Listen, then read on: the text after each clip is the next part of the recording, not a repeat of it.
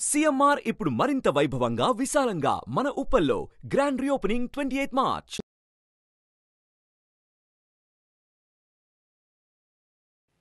నమస్తే, welcome to Suman TV. నేను మీ యామ్ని. ప్రస్తుతం మనతో ఉన్నారు ప్రముఖ ఆధ్యాత్మికవేత్త, ఆస్ట్రాలజిస్ట్ డాక్టర్ శ్రీమతి కోనాల భాగ్యలక్ష్మి రెడ్డి గారు ఉన్నారు. వారితో మాట్లాడదాం. నమస్తే అమ్మా. నమస్తే అమ్మా. అమ్మ, మనకి ప్రతి నెల సంకష్టహర చతుర్థి అనేది ఉంటుంది కదా, అసలు ఈ నెలలో ప్రత్యేకత ఉందమ్మా? విశ్వేశ్వర విరూపాక్ష విశ్వరూప సదాశివ అని ఈశ్వరుణ్ణి, ఓం గం గణపతే నమః ఏకదంతాయ విద్మహే వక్రతుండాయ ధీమహి తన్నో దంతి ప్రచోదయాత్ అని గణపతిని అంటే తండ్రి కొడుకులని ఇద్దరిని కూడా స్మరించేటటువంటి రోజుగా చెప్పుకోవచ్చు. ఎలా అంటే కనుక ఈ నెలలో చెప్పాలంటే సంకష్టహార చతుర్దశి 2024 జనవరి 29న వచ్చింది. అయితే లంబోదర మహాగణపతిగా పూజిస్తాం.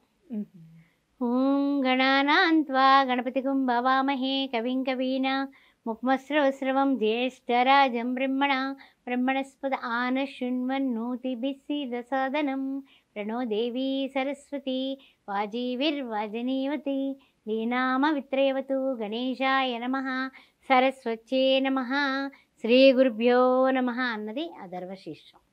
గణపతి అథర్వశీర్షం. సరే, వేదాలు ఈ విధంగా చెబుతున్నాయి కదా, మరి మనము ఏ విధంగా పూజించాలి అంటే ఏకదంతుడైనటువంటి వినాయకుడు ఈ సంకష్టహార చతుర్దశి రోజున మనం పూజిస్తే మనకేమిటి అనేదే కదా మనందరికీ వచ్చును. వివాహ అడ్డంకులు తొలగిపోతాయి. తర్వాత ఎక్కడైనా సరే మనం అప్పులు చేసి తీర్చలేకపోతే ఆ రుణ బాధలు మనల్ని వేధిస్తుంటే ఆ రుణ బాధలు కూడా తీరుతాయి.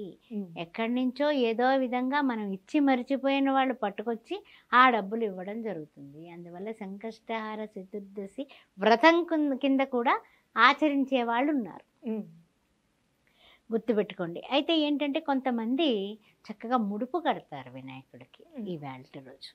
అంటే ఓం సుముఖాయ నమః ఏకదంతాయ నమః ఓం హేరంబాయ నమః అని చక్కగా మనం గణపతిని 21 నామాలతో పూజిస్తాం కదా, లేదా అష్టోత్తరం చేసుకుంటాం కదా. చేసుకున్న తర్వాత ఆ గణపతికి అంటే పసుపుతో చేసినటువంటి గణపతి లేదా గణపతి విగ్రహం, అది మీ శక్తానుసారం చక్కగా తెల్లటి వస్త్రం పసుపు రాసిన పీట మీద ముగ్గు పెట్టి తెల్లటి వస్త్రం పరిచి 4 మూలల్లోని పసుపు కుంకుమలు వేసి మధ్యలో పసుపు కుంకుమ అక్షింతలు వేసి అక్కడ 2 తమలపాకులు వేసి వినాయకుడిని స్థిరంగా ఉండవయ్యా బాబు, ఎక్కడికి వెళ్ళబాక అనేసి చక్కగా ఆయన కూర్చోబెడతాం. ఆవాహయామి ఆవాహనం సమర్పయామి ఆసనం సమర్పయామి రత్నఖచిత సింహాసనార్థం అక్షతాన్ని సమర్పయామి. అలాగా మనం పాపం ఆయనకు అవన్నీ ఇవ్వలేం కాబట్టి అక్షతల రూపంలో పూల రూపంలో, ఆ తర్వాత ఆయనకి ఎంతో ఇష్టమైనటువంటి చెరుకు ముక్కలు, ఆ తర్వాత చాలా విపరీతమైనటువంటి బెల్లం ముక్క, అది ఇంకా ఎక్కువ ఇష్టమైన మోదకాలు.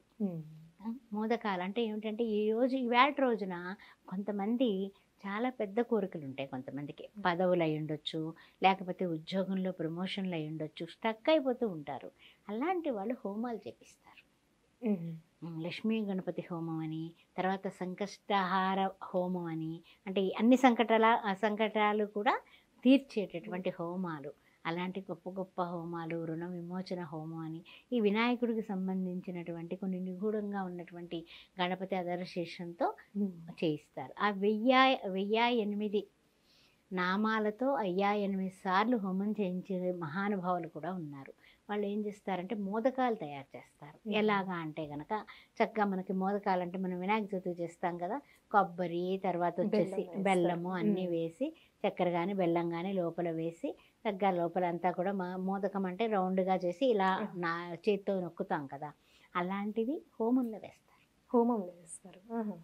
గరిక వేస్తారు, గరికతో చెరుకు వేస్తారు, చెరుకుతో పాటు ఇవి వేస్తారు. వేసి తులసి దళంతో పూజించకూడదు కానీ గణపతిని అన్ని రకాల దళాలతోటి పూజించవచ్చు. ఆ విషయం మీకు తెలుసు. వినాయక చవితి తప్ప ఉట్టప్పుడు మనం తులసి దళం ముట్టుకోకూడదు వినాయకుడి దగ్గర. అందువల్ల ఇవన్నీ చేసి చక్కగా హోమం తర్వాత కూడా హోమాలు చేసేవాళ్ళు హోమాలు చేస్తారు.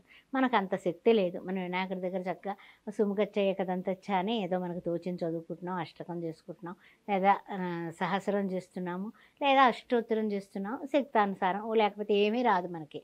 బెల్లం ముక్క పెట్టి శుక్లాంబరధరం విష్ణుం శశివర్ణం చతుర్భుజం ప్రసన్న వదనంజాయే సర్వ విఘ్నోపశాంతయే అని ఆ వినాయకుడికి చక్కగా మనకు తోచినటువంటి పత్రాలతోటి పుష్పాలతోటి చేసేస్తాం. అలానే అంటే సాయంత్రం చేస్తే మంచిదమ్మా, లేకపోతే పొద్దున పూట చేయాలి పూజ? ప్రొద్దుట పూట చేసుకోవచ్చు, సాయంకాలం పూట చేసుకోవచ్చు.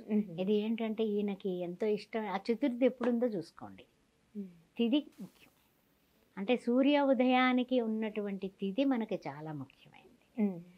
ఒక్కోసారి చతుర్థి సూర్యాస్తమయానికి ఉంటుంది, సూర్యోదయానికి ఉండదు. అలాంటప్పుడు మర్నాడు పెట్టుకుంటాం. అందువల్ల తిథి అనేది మాత్రం చాలా జ్యోతిష్య శాస్త్రం ప్రకారం చాలా ముఖ్యమైనటువంటి విషయం.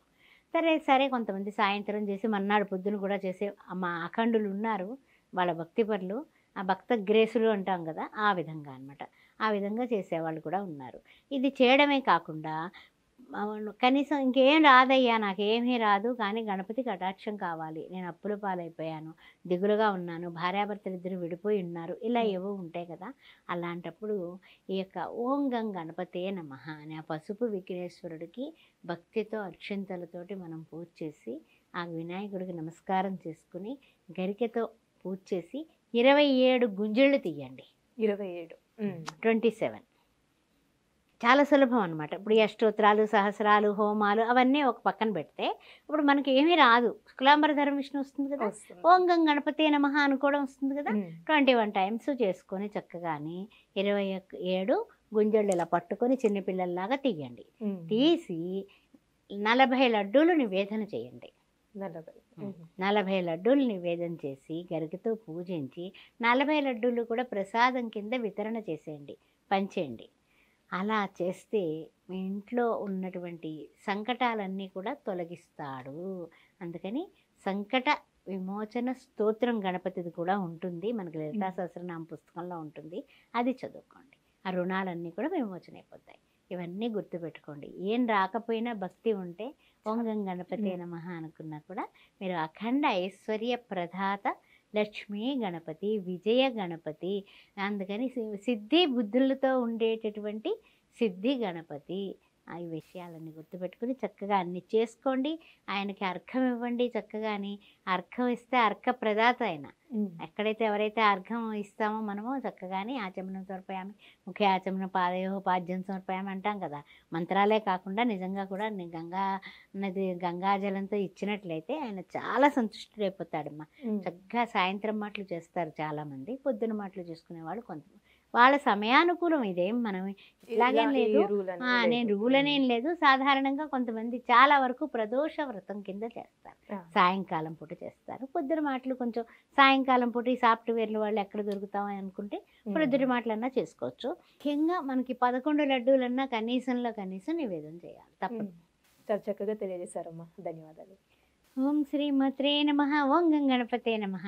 అన్ని విషయాల్లో విజయం కలగాలంటే ఈ సంకష్టహార చతుర్దశి ప్రతి నెలలోనే కూడా మనకి ఎప్పుడు అమావాస్యకు ముందు వచ్చేటటువంటి చతుర్దశి నాడు సంకష్టహార చతుర్దశి అంటాం. కాబట్టి ఆ విషయాన్ని గమనించండి, మీరందరూ కూడా చేసుకోండి. చక్కగా విఘ్నాలు లేకుండా ఆనందంగా ఉండండి. ఓం గం గణపతే. సుమన్ టీవీలో మీ పర్సనల్ అండ్ బిజినెస్ ప్రమోషన్స్ కోసం కింది నెంబర్కి కాంటాక్ట్ చేయండి.